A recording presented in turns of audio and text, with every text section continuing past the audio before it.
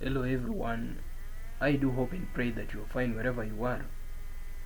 First, I want to start this session by thanking our viewers and thanking our members from Kenya. I want to thank our viewers from the United States, and I want to thank our viewers from the United Kingdom, India, and other parts of the world. And secondly, I want to encourage uh, Africans and people from African countries to engage in this platform, because most of the discussions on this platform are based on raising Africa, are based on activating development in Africa and inspiring Africans towards development and progress. Now, I want to warmly and sincerely thank everyone that has been coming back to engage with us on the comment section. Share your thoughts. I always say that you share your thoughts, because we always engage in open discussions, open-minded discussions, where every opinion, every view is welcomed. And I said that I enjoy criticism. I do enjoy criticism. So if you are to criticize the findings, the thoughts, the views, the perceptions in this platform, please do so in the comment section. Now, in this session, I want to talk about democracy, and specifically, I want to talk about African democracy. First, I want to state the view. I want to argue strongly that democracy is the lethal cancer in Africa. Why am I saying that democracy is the lethal cancer in Africa? First, I want to acknowledge the presence of democracy to have contributed to the current progress in Africa. I believe that democracy has created a very wide participatory space in African countries.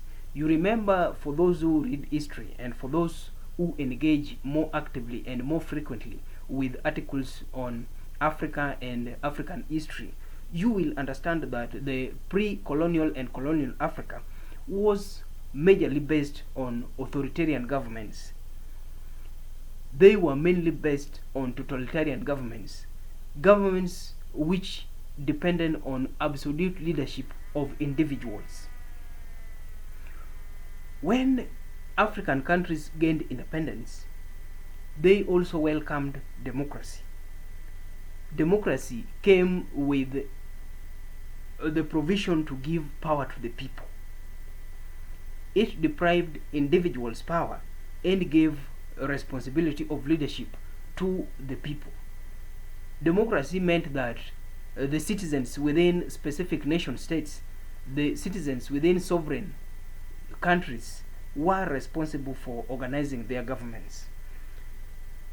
Democracy is always primarily defined as the government of the people, for the people, by the people. This means that the people have a responsibility to organize their government. They have a responsibility to ensure that the government performs the right functions, and they have a responsibility to ensure that the government works based on their interests. I want to say that democracy has been a blessing and a curse to Africa. Democracy has been a blessing, one, because of the provisions on human rights and freedoms. In one of my videos that I uploaded to this platform just few hours ago, I said that most African countries have adopted constitutions. They have adopted new constitutions, and these new constitutions spell the rights and freedoms of citizens. Sorry, under the Bill of Rights.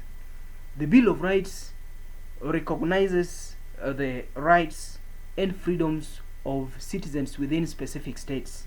For example, the Bill of Rights gives the freedom of speech, freedom of expression, freedom of association, and the right to life, right to property to citizens. These rights, for example, the right that I am enjoying now, the right of free expression, has allowed citizens to feel secure, to feel responsible, to feel entitled, to feel privileged in their own capacity. Unlike the totalitarian governments, unlike the authoritarian governments, where the leaders, individuals, had absolute power, they had the power to give and take away rights. They had the power to give, to grant and take away freedoms. The current democratic space gives the Constitution the power to protect, the power to uphold, and the power to deprive citizens their rights and freedoms. To me, I see the provision on the Bill of Rights, which recognizes citizens' rights and freedoms, a success, a blessing of democracy. My second statement and my second affirmation on the African democracy as a blessing is based on the separation of powers.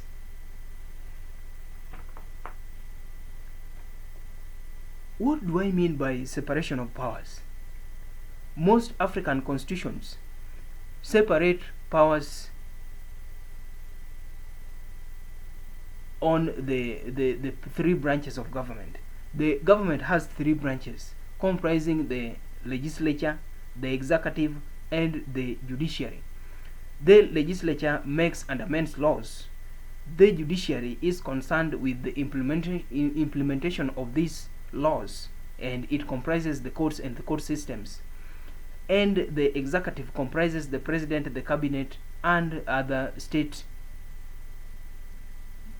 central government institutions and bodies. The separation of powers recognizes and ensures that citizens benefit fully without any restriction from the functions of their government.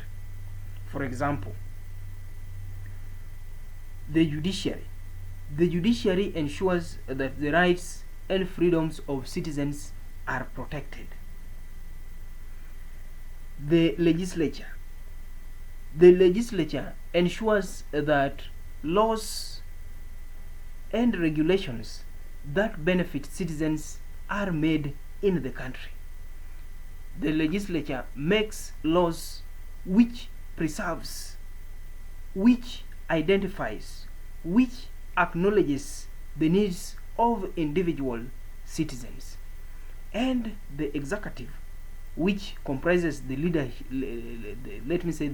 structure of the countries, comprises people who represent the citizens. They are the highest ranking leadership category in a country, who ensure that the laws, who ensure that the rights and freedoms of citizens are strongly protected and instituted in the Constitution. The separation of powers, to me, or in my view, helps and ensures that there is no collusion in the performance of these branches of government. The separation of powers ensures that the government branches function independently. The judiciary performs its functions according to the Constitution. The executive performs its function according to the Constitution, and the legislature performs its function according to the provisions of the Constitution. In this view, the government performs functions that address the needs of citizens independently. The third reason why I believe that democracy is a blessing to Africa is that democracy works on accountability. What is accountability? Accountability, in my view, I can liken it to a scorecard. Citizens elect leaders into political office. They elect leaders with a bunch of expectations. While electing these leaders, they give them directions on what to do and what not to do. They elect these leaders based on their needs. They inform these leaders that once elected into political office, you must do 1, 2, and 3. And once in these capacities, you must not do 1, 2, 3. Accountability comes when citizens now assess the performance of these leaders. And accountability in most African countries comes at the end of every 5 years. At the end of every 5 years, leaders who are elected into political office go back to the citizens with their scorecard. They inform citizens that you elected me into this office 5 years ago, and you said, and I promised that I will do this, this, and this. I promised that I will improve the number of schools. I promised that I will improve the state of healthcare, and I promised that I will reduce the poverty levels in various jurisdictions. When I come back to you, this is what I have done. I have reduced poverty. I have improved healthcare. I have improved education, and I have improved infrastructure. Maybe in terms of roads and housing. Democracy ensures that leaders are accountable. Democracy ensures that leaders work according to the needs of the citizens. Democracy ensures that leaders work according to the frameworks, to the guidelines that the citizens give them. To me, accountability. Democracy gives accountability, and leaders who perform their functions perfectly in most cases are re-elected into political offices, and leaders who fail to perform their functions are not re-elected into political offices because they are not accountable. I want also to say, from a second viewpoint, that democracy has been a curse to Africa. Democracy is a lethal cancer in Africa. Democracy is contributing to the, let me say, to the massive underdevelopment in Africa. Why am I saying that democracy is contributing to the underdevelopment in Africa and is a lethal cancer in Africa? In one of my discussions, I stated clearly that democracy is supporting, democracy is providing a fertile ground for corruption to thrive. I gave an example of my country, Kenya. The judicial processes in my country, Kenya, for a corrupt individual is very different and open.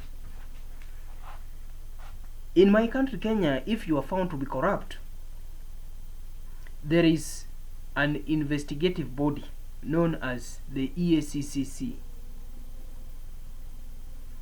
This investigative body conducts independent investigation to determine whether you are corrupt or not.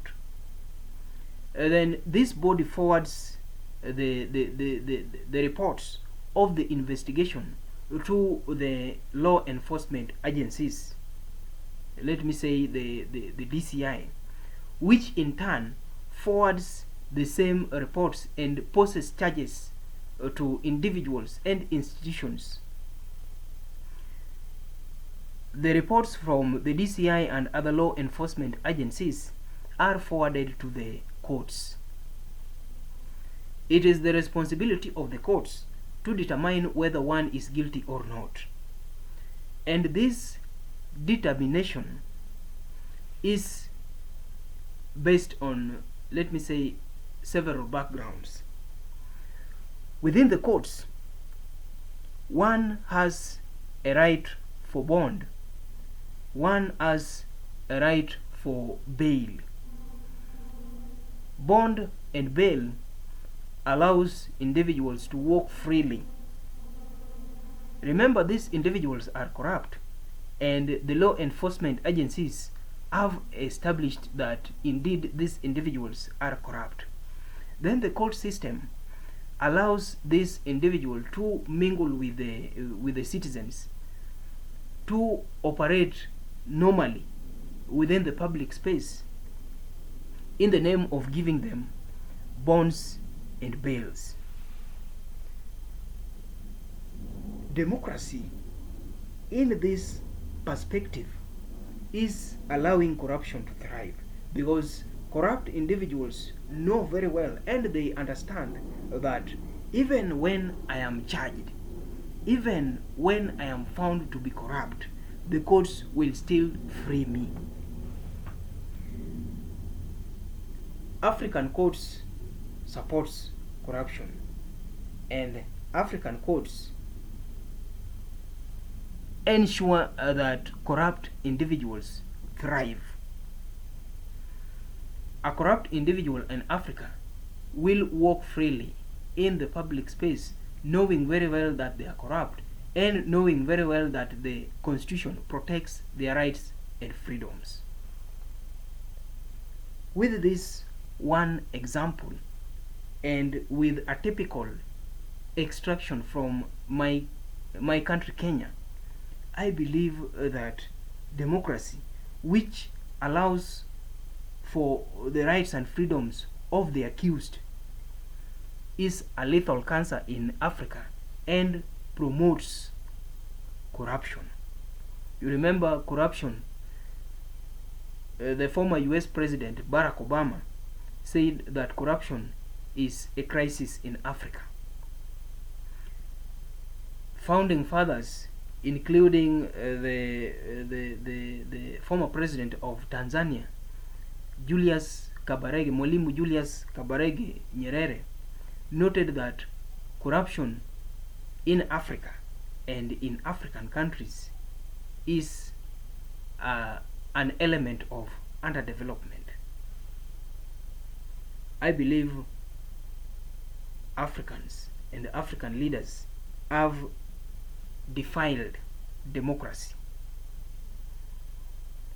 African leaders have defiled democracy. African leaders have molested democracy, and African leaders have redefined democracy. African leaders have acquired a new definition and application of democracy. They have adopted a new form of democracy from the one we know. African leaders have adopted a new democracy that protects corrupt individuals.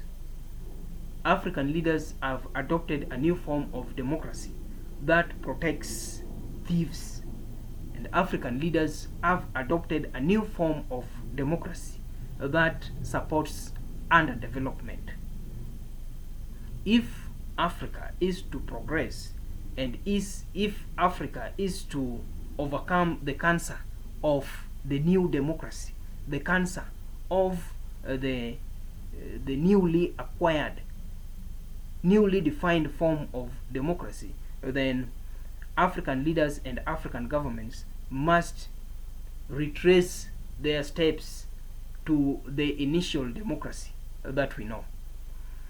They must agitate for a democracy that supports accountability, and they must agitate for an initial democracy which supports the Bill of Rights, and they must agitate for a democracy that fronts for separation of powers. I always say that my form of democracy and my form of punishment for corruption is that corrupt individuals should not be granted bail or bonds. If you are corrupt, the perfect solution, the perfect punishment should be: 1. Being barred from occupying political office, and 2. Jailed for life. Africans and African leaders, African governments have a responsibility to ensure that their countries function. African leaders and African governments have a responsibility to ensure that they adopt and support functional regimes. African leaders and African governments must ensure that they support the initial democracy. Thank you.